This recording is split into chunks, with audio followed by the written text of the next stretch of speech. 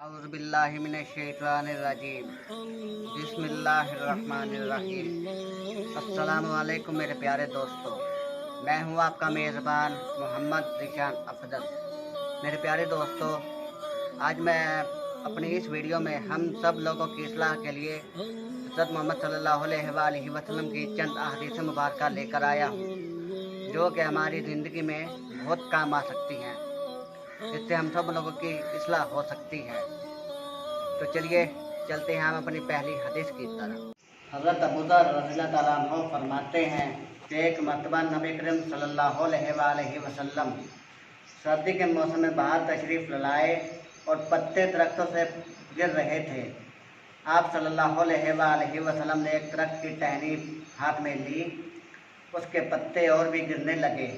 आप सल्लल्लाहु अलैहि वसल्लम ने इरशाद फरमाया, ए अबू ज़र, मुसलमान बंदा जब इखलास से अल्लाह के लिए नमाज़ पढ़ता है तो उससे उसके गुनाह ऐसे ही गिरते हैं जैसे ये पत्ते दरख्त से गिर रहे हैं।